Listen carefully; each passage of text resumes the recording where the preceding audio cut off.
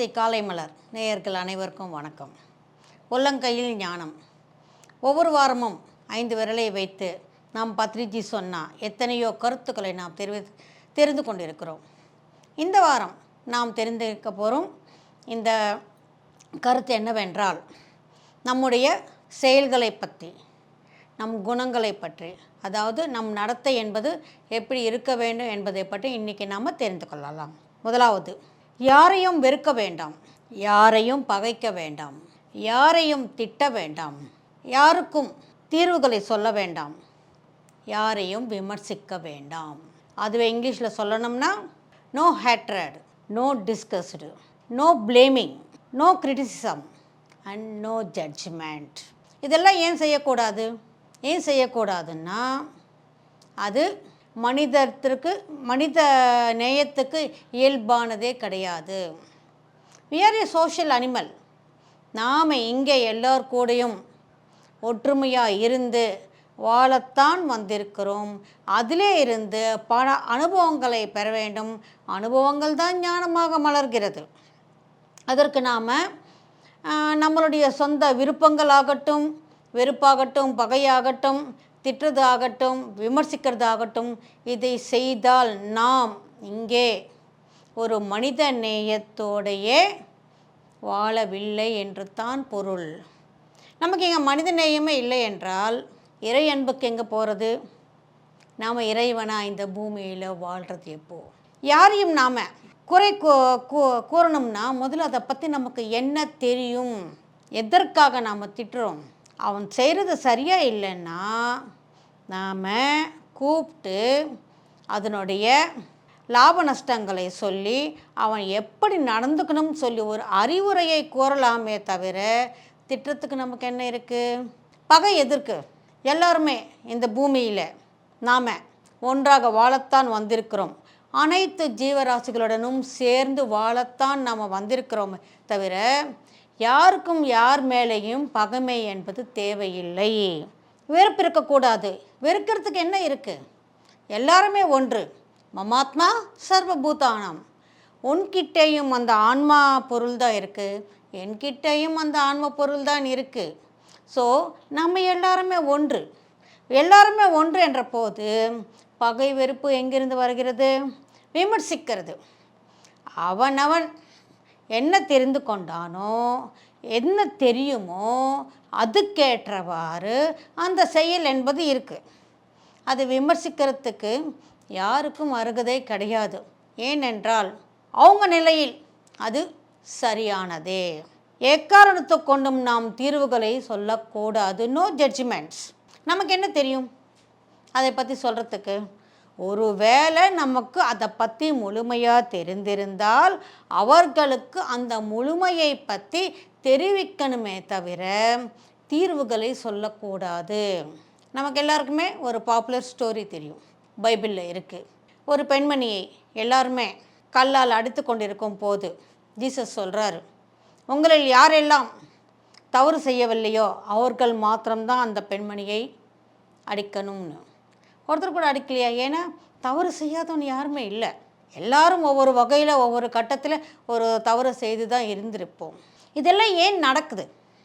இந்த வெறுப்பாகட்டும், பகையாகட்டும், திட்டுறதாகட்டும், தீர்வுகள் சொல்கிறதாகட்டும், இதெல்லாம் ஏன் நடக்குது? ஏன் நடக்குதுன்னா, நம்மை பற்றி நமக்கு எதுவும் தெரியாது.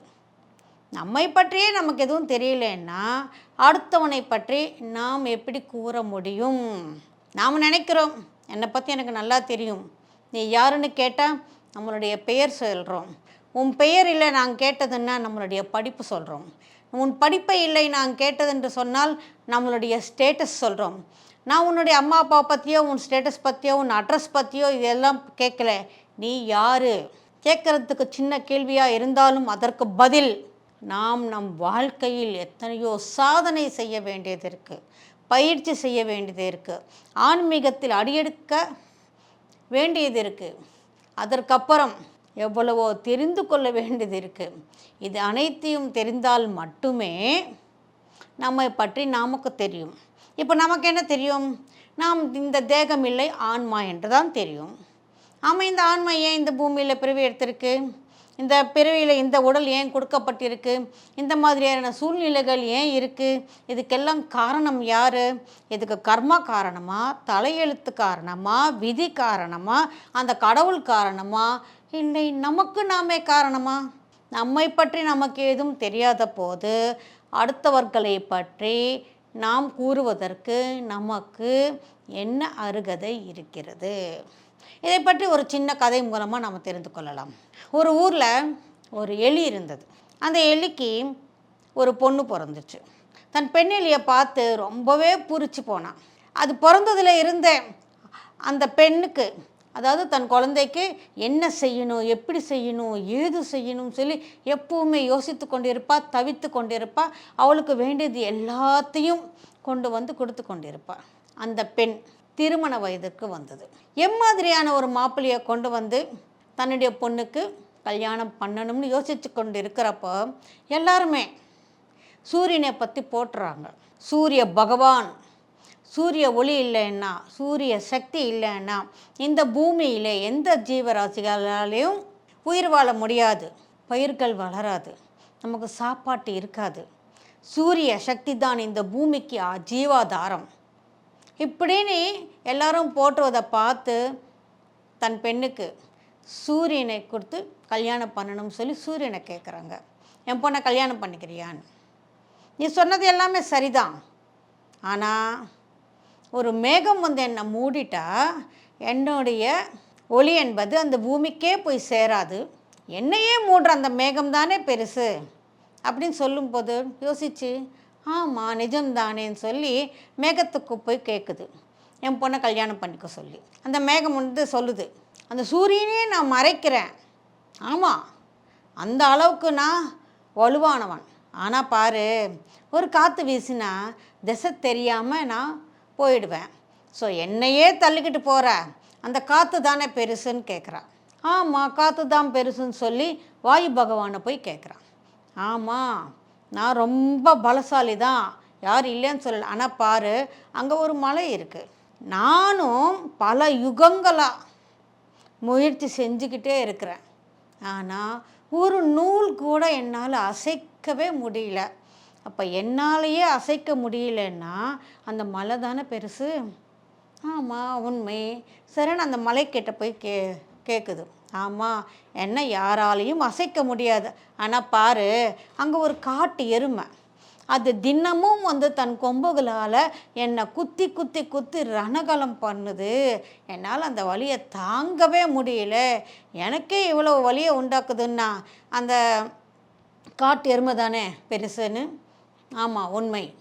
ஸோ காட்டு எருமைக்கிட்ட போய் கேட்குது.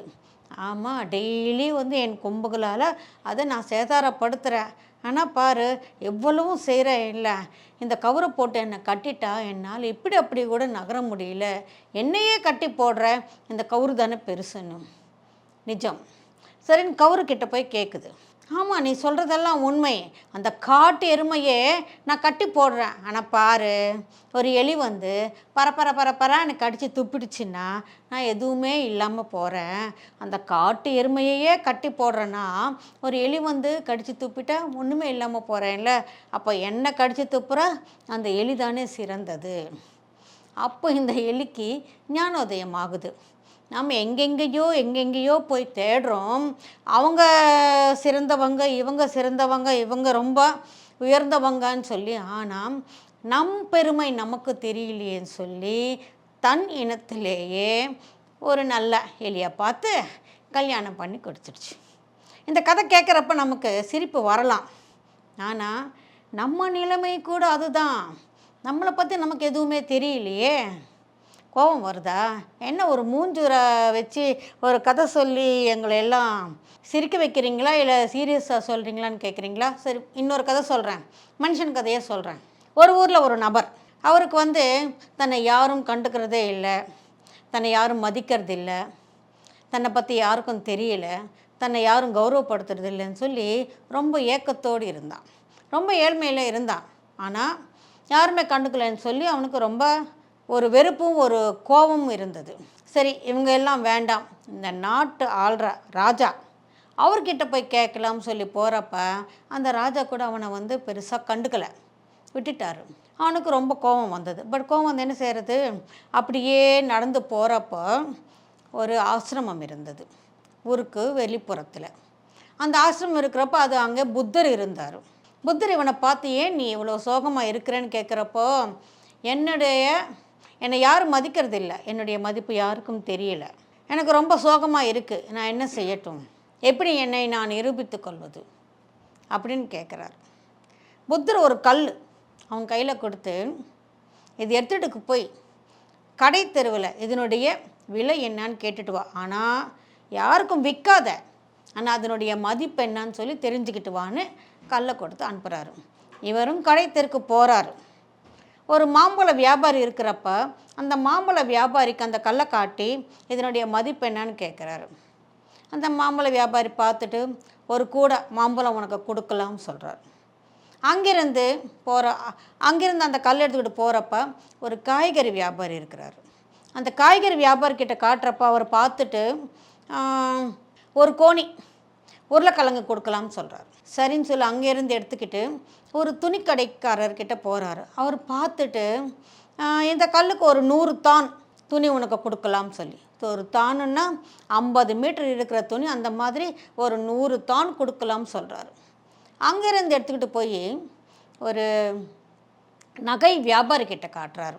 நகை வியாபாரம் அது பரீட்சை செஞ்சுட்டு இதுக்கு ஒரு 50 லட்சம் கொடுக்கலாம்னு சொல்கிறார். சரின்னு சொல்லி அவர் எடுத்துக்கிட்டு வரும்போது, இருப்பா நீ கம்மின்னு நினைக்கிறேன், நான் வேணா 1 கோடி தரேன் உனக்கு அப்படின்னு சொன்னதுமே, இல்லை இதை விற்கிறதுக்காக இல்லைன்னு சொல்லி அதை எடுத்துக்கிட்டு போய் ஒரு வைர வியாபாரிக்கிட்ட காட்டுறாரு. அந்த வைர வியாபாரி அதை நல்லா பரீட்சை செய்கிறார். பரீட்சை செஞ்ச உடனே எழுந்து நின்று அவருக்கு ஒரு வணக்கம் சொல்லி,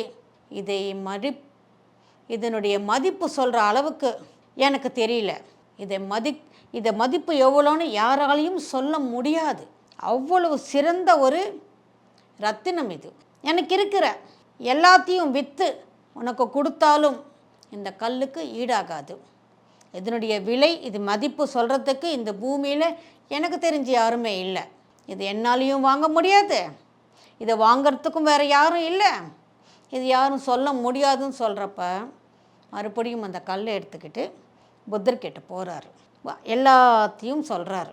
சிரிச்சுக்கிட்டே புத்தர் சொல்கிறாரு, நீயும் இந்த கல் மாதிரி தான், உன்னுடைய மதிப்பு யாருக்கும் தெரியாது, உன்னுடைய மதிப்பு உனக்குத்தான் தெரிய வேண்டும், வேறு யாராலையும் எடை போட முடியாது, 1 கோடி கொடுக்குறவன் எங்கே, 1 கூடை மாம்பழம் எங்கே, அதுக்கு மதிப்பே சொல்ல முடியாது என்ற ஒரு நிலை எங்கே? ஒவ்வொருத்தரும் அவங்களுக்கு என்ன தெரிந்ததோ அதைத்தான் சொல்கிறாங்களே தவிர உண்மையான மதிப்பு யாரால் சொல்ல முடியுது? அதே மாதிரி தான் உன்னுடைய மதிப்பு வேறு யாராலையும் சொல்ல முடியாது, உன் மதிப்பை நீயே தான் தெரிந்து கொள்ளணும், நீ உண்மையிலேயே இந்த ரத்தினம் மாதிரி மிக உயர்ந்த மதிப்புடையவன் என்று சொல்லும்போது அந்த புத்தருக்கு சிஷ்யராகி பல ஞானத்தை கற்றுக்கொண்டு அவரும் ஒரு புத்தராக மாறுகிறார். ஸோ மை டியர் ஃப்ரெண்ட்ஸ், இதே மாதிரி தான் அந்த கல்லை பற்றி ஒவ்வொருத்தரும் ஒவ்வொரு விதமாக சொன்னாங்க. அதே மாதிரி நம்மை பற்றி பலரும் பலவிதமாக நினைக்கலாம். ஆனால் நம்மளுடைய பொட்டன்ஷியாலிட்டி என்ன, நம்மளுடைய மதிப்பு என்ன, நம்மளால் என்ன முடியும், நாம் என்ன செய்வதற்காக வந்திருக்கிறோம், நம்மளால் என்ன செய்ய முடியும், நமக்கு கொடுக்கப்பட்டிருக்கிறதோ 7 உடல்களின் கலவை, 2,72,000 நாடிகள் இருக்குது, 7 சரீரங்கள் இருக்குது, 6 சக்கரங்கள் இருக்குது, சஹஸ்ராரம் என்ற ஒரு நிலை இருக்குது. இதை வச்சுக்கிட்டு நாம் தியானம் செய்தால் இந்த பிரபஞ்சத்தில் உள்ள அனைத்து லோகங்களுக்கும் நம்மளால் போக இயலும். அனைத்து ஞானமும் இருக்குது. நம் மூச்சே தான் நம் குரு. இது குருன்னு சும்மா ஒன்றும் சொல்லலை. ஏன்னா நமக்குள்ள அந்த அளவுக்கு ஞானம் என்பது இருக்குது. வேறு எங்கேயும் போய் தேட வேண்டாம். உனக்குள்ளேயே உன் குரு இருக்கிறாங்கன்னு சொல்கிறதுக்கு பெரிய காரணம் என்ன? ஒன்றுமே இல்லை. நமக்குள்ளே ஒரு டிஎன்ஏ என்பது இருக்குது. அந்த குரோமோசோம்ஸ் இருக்குது அந்த டிஎன்ஏக்குள்ளே. அந்த குரோமோசோம்ஸை எடுத்து நம்ம டீகோட் பண்ணால் எவ்வளோ பெரிய புத்தகம் வரும் தெரியுமா? 1,00,000 பேஜஸ் கொண்ட ஒரு மாபெரும் புத்தகம் வருமா அந்த டிஎன்ஏவை டீகோட் செஞ்சால். அந்த அளவுக்கு அவ்வளோ ஞானம் நமக்குள்ளேயே இருக்குது. நமக்குள்ளேயே இருக்கிற அந்த ஞானத்தை நாம் தெரிந்து கொண்டு அதனை வெளிப்படுத்தி நாம் எப்பொழுது இந்த பூமியில் மனித நேயத்தோடு ஒரு கடவுள்களாக நாம் வாழ்கிறோமோ அதுதான் நம்மளுடைய உண்மையான மதிப்பு. அதை எல்லாத்தையும் நாம் இந்த வாழ்க்கையில் கடைபிடிக்க வேண்டும் என்றால் முதலில் நாம் செய்ய வேண்டியது யாரையும் குறை கூறக்கூடாது, யாரையும் பகிர்ச்சிக்கக்கூடாது, யாரையும் திட்டக்கூடாது, யாரையும் விமர்சிக்கக்கூடாது, யாருக்கும் தீர்வுகளை சொல்லக்கூடாது. இந்த 5ஐ நாம் கண்டிப்பாக செயல்படுத்தினால் மட்டுமே ஆன்ம ஞானத்தில் முதல் அடி எடுத்து வைக்கிற மாதிரி அர்த்தம். ஸோ இதை அனைத்தையும் நாம் செய்வோம். இது அனைத்தையும் நமக்கு தெரியாமல் நாம் வாழ்க்கையில் இதுவரைக்கும் நமக்கு தெரியாமலேயே எத்தனையோ செய்திருக்கிறோம். ஆனால் இனிமேல் அவேர்னஸ் விழிப்புணர்வோடு இருந்து அனைத்தையும் பொறுமையோடு கேட்டுக்கொள்வோம். ஏதாவது சொல்லணும்னா மென்மையாக சொல்லுவோம். நமக்கு தெரிந்ததை பிறருக்கு சொல்வதற்காகத்தான் நாம் இங்கே இருக்கிறோம். ஒரு பக்கம் தெரிந்து கொள்வோம், இன்னொரு பக்கம் தெரிந்ததை அனைவருக்கும் தெரியப்படுத்துவோம். நாம் கடவுள் என்பதை உணர்ந்து இந்த பிறவியை இறுதி பிறவி ஆக்கிக்கொள்ளலாம். Thank you my dear friends.